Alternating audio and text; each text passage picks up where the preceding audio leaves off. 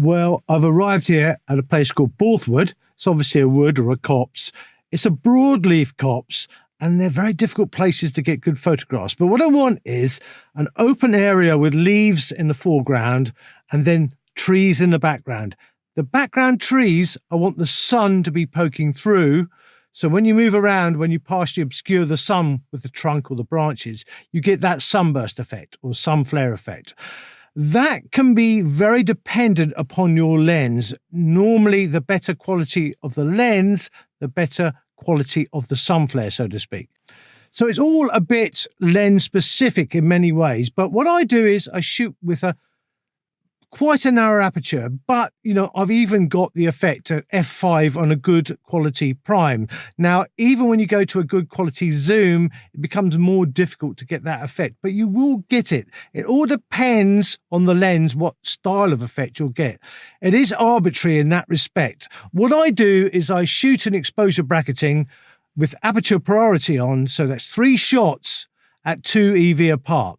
Now, if you've tied down your ISO to, let's say, 100 or 400, whatever, then if you're using exposure bracketing on aperture priority, the only thing that can move between those 3 shots is the shutter speed. This wood is famous for its red squirrels, and they're quite rare in the UK.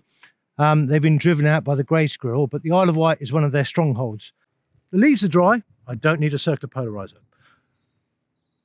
Also, I'm pointing into the sun, so there's no advantage anyway. And a circular polarizer will take away a stop of light or thereabouts.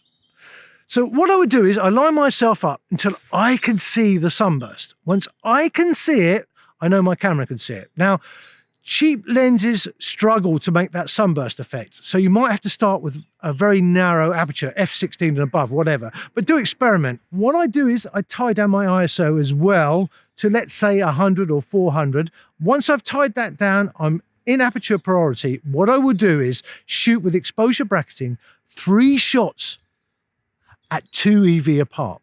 Well, I've been shooting with my Zeiss Luxia 21mm great lens around f5, f5.6 I started off at, and I've got some good examples of sunflare at f5.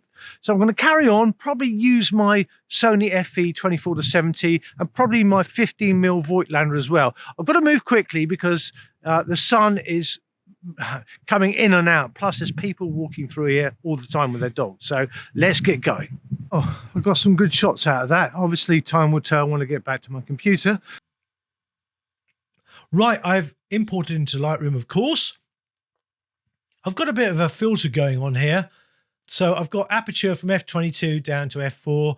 I shot an f22 just to show you what f22 does, basically. I don't often shoot an f22, especially handheld. But here you are. Here's the first image. Spacebar for loop view. I shot with exposure bracketing with the ISO tied down to 100 and aperture priority. So the only thing that can move between the 3 shots at 2 EV apart is the shutter speed. So at 0 EV, it's what the camera thinks is a balanced exposure. I was using evaluative metering. So 1.3 seconds. Minus 2 EV, 1/3 of a second. Not a bad sunflare though, but unworkable really. 5 seconds for 2 EV. So it's not really where I shoot normally. Now, as I said, you have to position yourself well to obscure the sun in a certain way. Now, these ones here, same lens, same situation, spacebar, 1/4 second, f22, ISO 100. I got that because I didn't bother to step to the right to, to obscure the sun slightly. It's not what I wanted. If you like that effect, that's fair enough. But I don't want the sunflare to dominate the image. At -2, 1/15 of a second, quite a reasonable sunflare, but unworkable. I could merge to HDR, but I think it would make a mess. So it really is unworkable, all 3 shots. Now with the 21mm here, I was in auto ISO. So if I'm in aperture priority, shooting with exposure bracketing 3 shots at 2 EV apart, both the ISO and the shutter speed will change. Spacebar for loop view, 0 EV, 1/25 of a second, ISO 3200. -2 EV, 1/60th of a second, ISO 2000. 2 EV, 1/6 of a second, ISO 3200. Not bad, but if I go to develop these, I know I'm going to get a lot of noise. Even though my camera doesn't have a lot of noise at high ISOs, there's going to be some noise. So I didn't really go with it. G. I can show you f16 or even f18. Not a lot going on there, really. Not a lot of difference. I'll show you the 0 EV one. That's okay. I can work with that if I wanted to. It'd be hard push to make those trunks sort of brighter, but I could get there. I could merge to HDR as well. F16, there's a bit more going on here.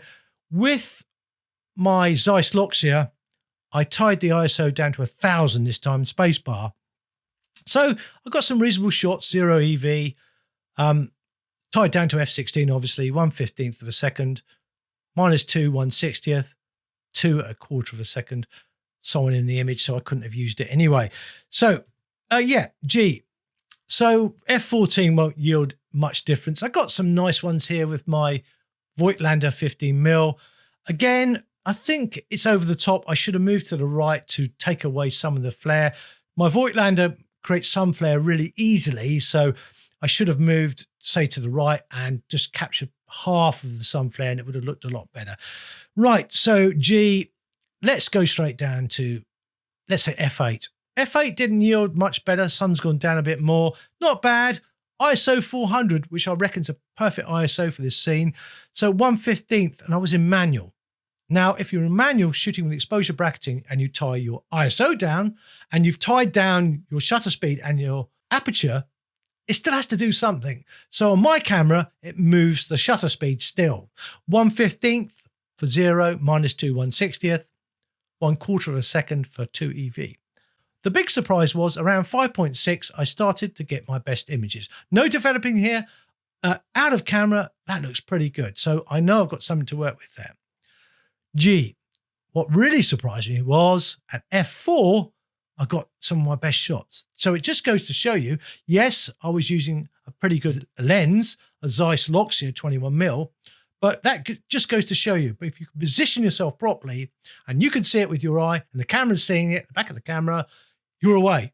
So you can go handheld and do stuff like this. So G, let me show you on f5.6. I've actually done a merge to HDR, so I'll show you that one now. F on my keyboard for full screen preview. That's what I did. I've done a develop. I've obviously merged to HDR. It doesn't look that bad. I'm going to compare it at the end of the day to the f4 one, which I'm about to develop now. So G on my keyboard, f4, I'm going to develop this image. D, Command 1 or Control 1 to open up the basic panel. Command and Control U for an auto tone. I know I could come here, but I just like showing people keyboard shortcuts. Now, auto white balance is kept it pretty cold. It looks okay. I've got no problems with that. But watch, if you start moving that to the right, it really makes it into an autumnal scene. You've got to be careful. Go that way, it's far too much. And that's the tendency. What people do is they sort of oversaturate and make things too warm. I like a little bit of coolness in my images, so I'm keeping going. And I would say around there, I think that's kind of near to reality, so I'm going to stay with that. Now, the problem with this image is if you've got the sun shining like it is in the background, leaves are sort of semi-transparent or semi-translucent, whatever way you want to look at it. And when you shine a light behind them, it takes away from their sharpness as well. And plus, they're always moving, no matter what. Even if there's no wind, leaves are very prone to sort of any warmth in the atmosphere, they sort of shake around. So you're not going to get perfect sharpness. So taking away too much from the exposure will create a sort of flat effect, and I don't want that. So auto again, and don't forget when you do auto now, with these profiles here, it will move the vibrance and saturation sliders. Pretty good job based on machine learning, but I do not like Adobe Landscape. I've said that before. I think it's far too much. Press auto because you've changed the profile, but I don't like it. So back to standard, another auto to get it there. I think the auto is pretty good now. It's a lot better than it used to be. I think that's acceptable. I'm looking, I might even raise the highlights a bit because I want that sunflare to sort of dominate a little bit in that area there because things aren't particularly sharp. So I might even bring the exposure up slightly as well, because it'll help the foreground. Just a little bit, because I'm going to use a graduated filter in a minute. Clarity. Now, normally I use a lot of clarity because it's a bit busy. I don't think I need a lot of clarity and I should be zoomed in. So if I zoom in here, that's 4:1, by the way. If I went Command minus, I'll probably go back to 1:1. I think that's 1:1. I'm going to stay with 1:1, let it render on screen. I'm going to look and see what the clarity is going to do when I start moving it here. At 37, actually, I'm liking it. I think I can push it quite a lot. So I always zoom in this situation with clarity because it's like sharpening. You need to see things at 1:1 view. So that sounds like a lot, but I'm going to leave it like that because it's working. Now, dehaze can shift colors, and I don't think I need a great deal here, but it might help that sunflare along. If I bring it up really high, you can see it's sort of darkening things off and shifting colors. So around plus 13, I'm going to leave it. Z or Z to come back out again. So that's looking reasonably okay. I might move the saturation down. I don't like oversaturated images. I notice it's leaning to the left. I'll sort that out later. So saturation down, graduated filter. M on my keyboard or tools and graduated filter. There's the crosshair. Shift and drag down and keep the shift key pressed. I'm going to come a long way into the image because I'm going to limit the range of the graduated filter using the range mask on luminance. Double click on effect to zero everything out. I'm going to go to the range mask now, put it on luminance and bring it up, really up to around 80. Show luminance mask. So anything in red is where it's going to work. I don't want those trees affected. That's what I'm after. So I might even bring it up even higher to 80 and bring the smoothness down. Now, if you bring the smoothness right down or have a very blocky transition, we don't want that. So as you bring the smoothness up, it will sort of encroach into other areas subtly. I'm going to bring it up until I think it looks reasonably okay. I don't want those trees affected, see? So around there, I'm sort of saying that's okay. I've not done anything with the sliders yet as well. So you'd think I would darken this down. I actually don't want to. I actually want to bring it up. Double click on exposure, click inside, up arrow, shift and up arrow to go up in larger increments. I'm doing it deliberately because I want that sunflare to really sort of dominate the image in that area, only in that area. Obviously, that's the idea of a luminosity mask. So I'm only affecting the very bright areas there. Then I'm going to bring the clarity up on it to make that really sort of punchy. And the dehaze will help it a little bit as well. Saturation, I don't think I need to add any in, to be totally honest with you. I could try adding a color in. Let's say I want to warm it up a little bit. Would that help? A little bit. You might argue it's warming the sun up a little bit. I could go for blue if I wanted to. Looking at that now, let it catch up. I'm going to warm it up. That's the effect I want. I'm going to warm it up. I'll leave it like that.